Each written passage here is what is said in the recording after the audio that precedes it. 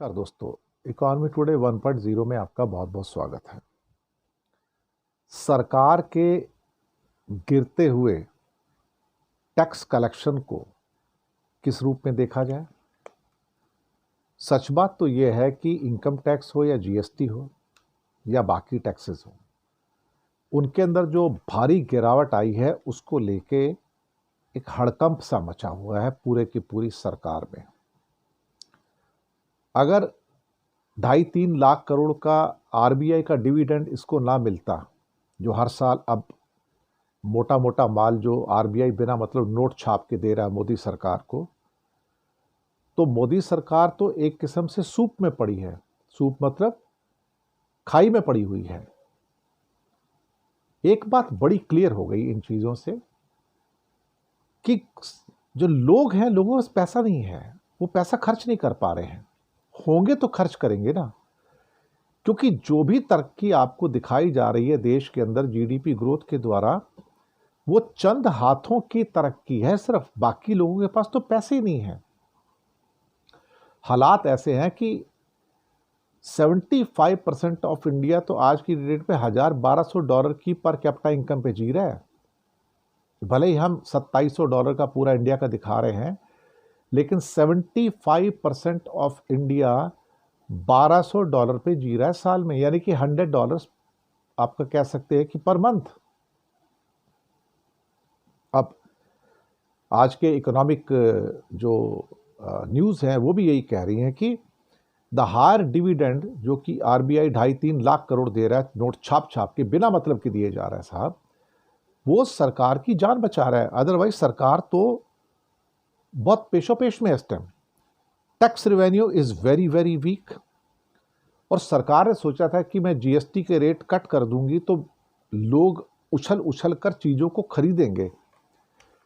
सरकार ने कह तो दिया कि आप खरीदोगे, लेकिन सरकार ये तो सोच नहीं पाई कि पैसे तो है नहीं, खरीदेंगे कहां से? तो रेट कम भी कर दोगे तो आप कैसे खरीदोगे? ये तो वही एक पुरानी बात हो गई कि एक बच्चे ने अपने फादर से कहा कि मुझे मिट्टी का हाथी है, मुझे ये खरीदना है। तो पिता बहुत गरीब था, तो कहता बेटा मैं ये नहीं लेके दे सकता तुझे, अभी मेरी इतनी हैसियत नहीं है। और फिर एक दिन ऐसा आता है कि वो आदमी अमीर होता है, तो वही बेटा उससे कहता है पिताजी मुझे जिंदा हाथी चाहिए। कहता है एक क्या 4 ले लो बेटा, कोई दिक्कत नहीं है। ये वक्त वक्त की बात होती है। तो आज जो हमारी जनता है वो मिट्टी का हाथी भी खरीदने को तैयार नहीं है, क्योंकि उसके पास उस मिट्टी के हाथी को खरीदने के पैसे नहीं है।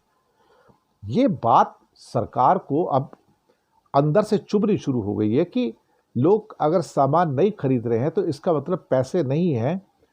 अब सरकार को लगना शुरू हो रहा है कि अगर पैसे नहीं है तो इनकी इनकम बढ़ाई कैसे जाए। सरकार कहती है मैंने इनकम टैक्स में आपको छूट दे दी है, अब 12 लाख तक आपके ऊपर कोई टैक्स नहीं लगेगा। लेकिन सरकार ने यह तो बताया नहीं कि 12 लाख रुपए तक हम पहुंचे कैसे। आज इंडिया में करीब करीब 1 करोड़ से ज्यादा गिग वर्कर्स हैं। वही एक नौकरी है इंडिया में, कोई और नौकरी ही नहीं है। तो गिग वर्कर्स जो है 7-8 हज़ार रुपये महीना कमाते हैं।